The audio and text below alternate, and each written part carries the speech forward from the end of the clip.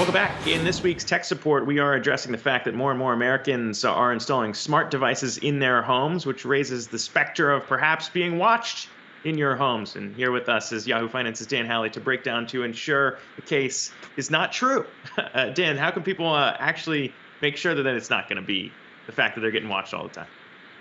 Yeah, so there's an increasing number of smart devices with cameras built into them. There's Google's Nest Hub Max, there's Amazon's Echo Show 10, and a lot of these are built so that you're able to communicate with friends and family, as well as basically use them as security features. But a lot of people, when they're walking around their home, they see the camera and it kind of freaks them out. So there are some things that you can do to make sure that they're not watching you. And the first is to understand that most of these devices respond specifically to movement. So if you're sitting there watching Netflix and drinking some White Claw on a Sunday, not saying that that's what I do, but it's what I do, it's not really going to pick up that much of that. What's also important to know is a lot of this is stored on your own files. So it's not necessarily going up to the cloud or anything along those lines.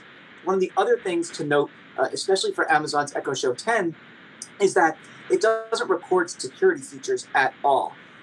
What you can use it for is kind of being able to drop in on your Echo Show 10 to use it as a security camera from your phone. But I digress. The main thing here is to look at something called geofencing. And for the Amazon's Ring cameras, as well as the Nest Hub Max, what that basically means is when you leave your home with your smartphone, the cameras turn on. When you come back to your home with your smartphone, the device is able to recognize your phone is in the vicinity and then turn the cameras off. And that's the way that really, if you have one of those two devices, to make sure that you're not being watched or just give you the peace of mind that the camera won't be able to access your recordings or anything along those lines. So I think that's really important for people to note. But it is important to set up as well, not just for the safety of peace of mind, but also because if you turn your camera off and you leave the house and you wanted to use it as a security feature, if you forget to turn it back on, well, it's not going to do its job at that point. So geofencing can really help there. And I just want to point out that a lot of these new devices also have physical shutters on them. So if you're home, you're not really feeling it, having the camera see you potentially drinking White Claws on a Sunday while watching Netflix.